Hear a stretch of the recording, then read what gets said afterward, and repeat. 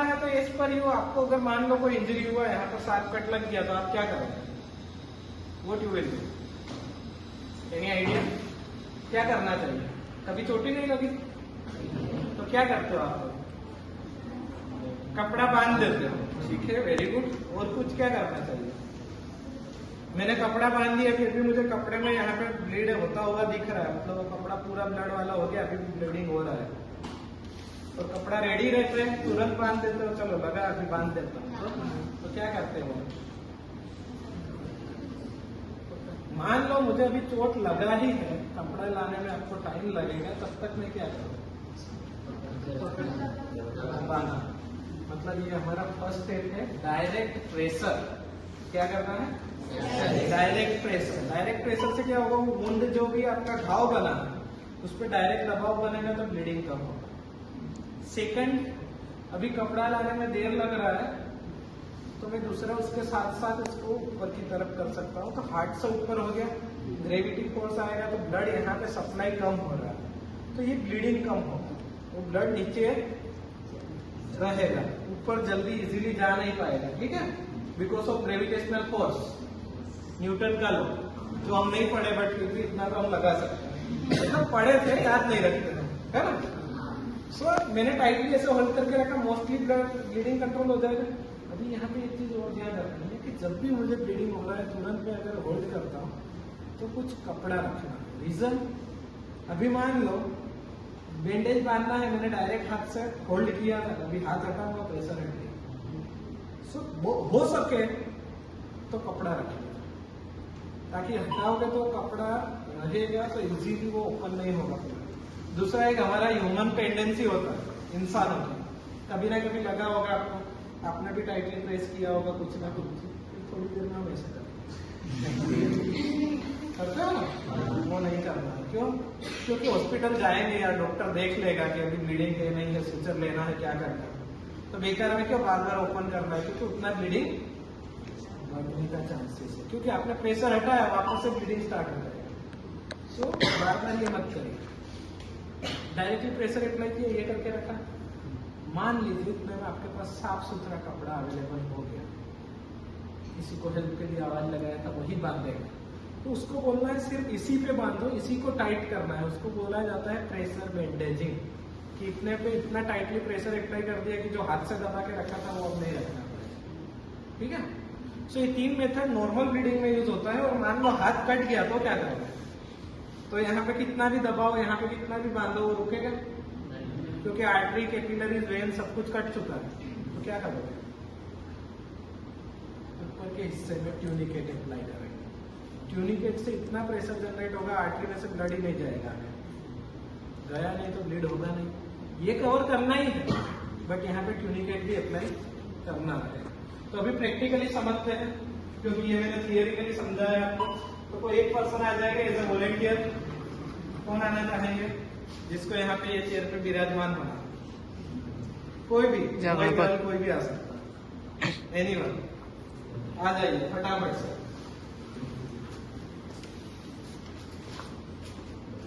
तो हमें अभी पूरा रियलिस्टिक उसको दिखाना है, ठीक है।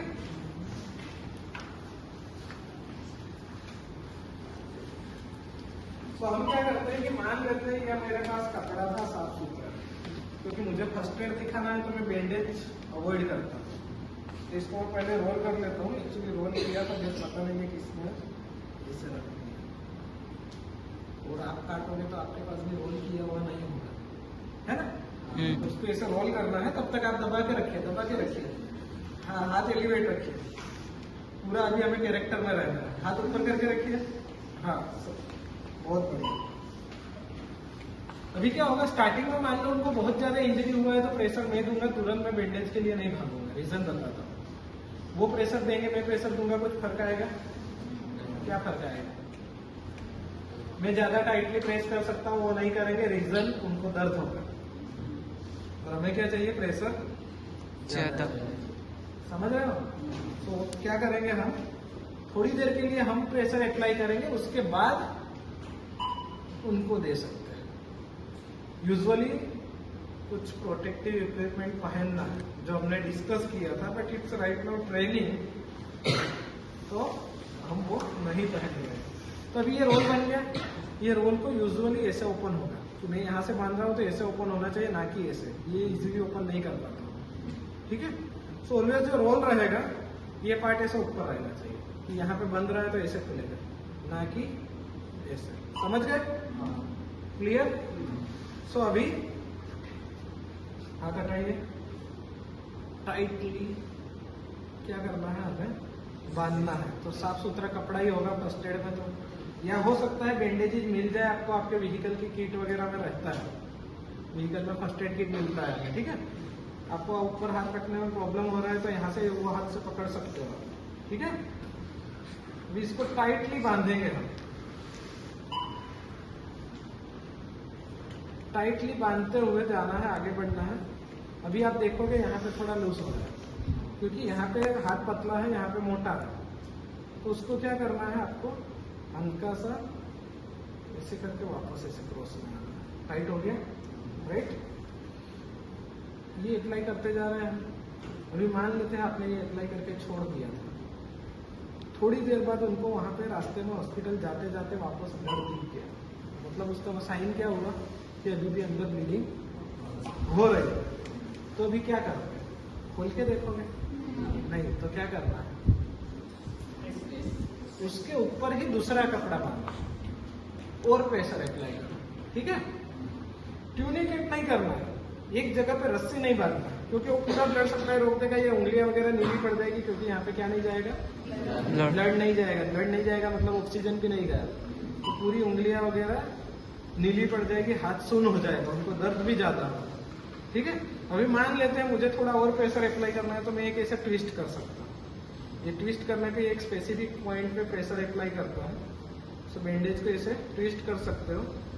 सो हर बार थोड़ा अलग जगह पे ट्विस्ट करना है, तो वो हर जगह से अभी थोड़ा टाइट ज्यादा फील होगा आपको। और ये इतना टाइट है कि इनको नमनेस फील नहीं होगा, मतलब ये पर्टिकुलर पॉइंट पे प्रेशर कर रहा है बट ब्लीडिंग को इंटरप्ट नहीं करेगा।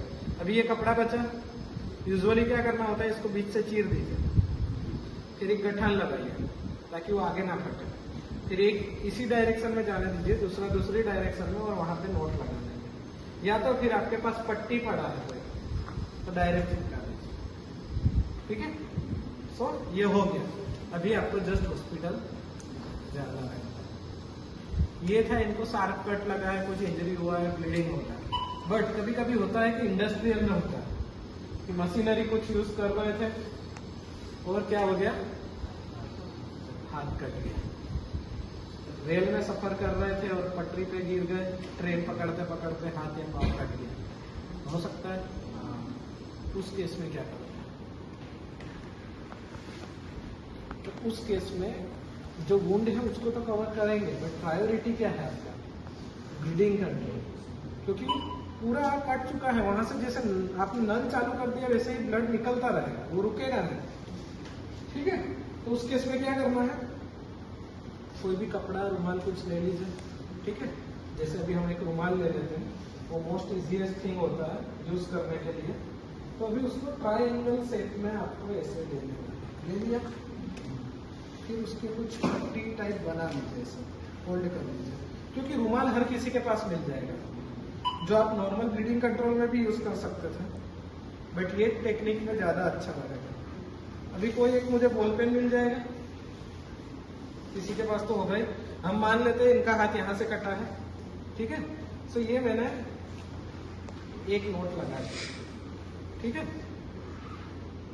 3 रुपए वाला बॉल पेन है किसी के पास, साइनोसोप्टेक, हाँ वो मजबूत रहता है, वो चाहिए मुझे अभी।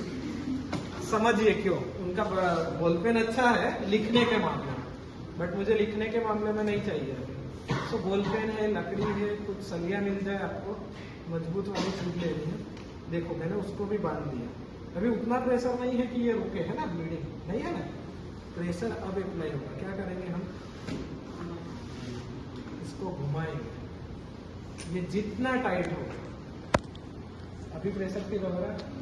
दूसरा क्या हो सकता है, इसमें इनको चिमटी कट सकती है, मतलब कि स्किन बीच में दब सकती है, तो वो प्रिवेंट करना है तो एक छोटा सा कपड़ा नीचे भी रख सकते हो कि जब आरटी घूम रहा है तो वो चमड़ी को ना दबाए, वो कपड़े पे है, ठीक है।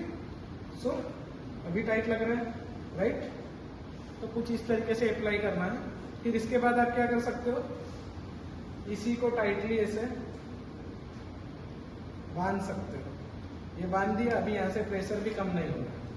या तो दूसरा रुमाल लेके ऊपर बांध दीजिए, तो ये पकड़ के भी नहीं रखना है, छोड़ सकते हो, बट ये only advisable in the amputated और सीवियर टू सीवियर ब्लीडिंग के ऐसा आधा हट के आर्टरी वगैरह इन्वॉल्व है जो आपके नॉर्मल प्रेशर वगैरह से नहीं रोक रहा, ठीक है। क्योंकि नॉर्मल ब्लीडिंग में अगर ये आपने अप्लाई किया, हॉस्पिटल जाने में कितना टाइम लगेगा, अप्रोक्स कितना टाइम लगेगा, 15 मिनट, 20 मिनट, आधा घंटा, वेरी करेगा कौन से एरिया में हो, क्या है। उतने टाइम तक यहाँ ब्लड सप्लाई नहीं किया तो ये पूरा काटना पड़ेगा। उतने जल्दी टाइम में नहीं काटना पड़ता, बट फिर भी वो नर्व्स वगैरह इतना डैमेज कर देगा कि वो पर्सन के लिए ज्यादा प्रॉब्लमेटिक हो जाएगा, ठीक है। तो कभी कभी आप अगर ट्राइबल एरिया में रहते हो, ज्यादा जाने में टाइम लगेगा, तो हो सकता है काटना भी पड़े, क्योंकि ये पूरा नेक्रोसिस हो जाएगा। जैसे ब्लड प्रेशर के लिए कफ अप्लाई करते हैं, आपको 1 मिनट तक ना छोड़ो तो कैसे लगता है, पूरा ऐसे ऐसे करने लगते हो, तो ये कितने टाइम तक रहेगा, समझ गए। सो ये टेक्निक से अप्लाई करना है, जो आप यहाँ पे देख पाओगे अभी। जो हमने सबसे पहले क्या किया,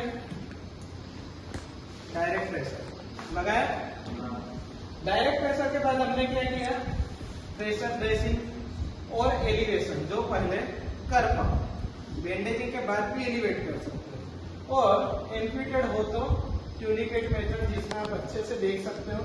बिग वुंड में भी हम अप्लाई कर सकते हैं, बट वुंड में मेजर ब्लीडिंग आर्टरीज इन्वॉल्व होना चाहिए। सो अभी कुछ क्वेश्चन है तो आप पूछ सकते हो रिलेटेड टू द ब्लीडिंग। ये कुछ नहीं है, श्योर प्रैक्टिस कर पाओगे, ठीक है।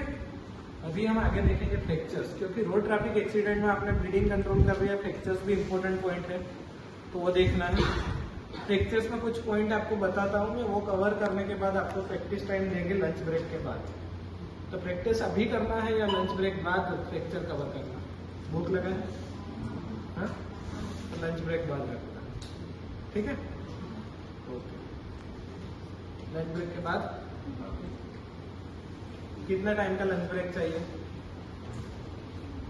स्टॉप कर दे, हाँ।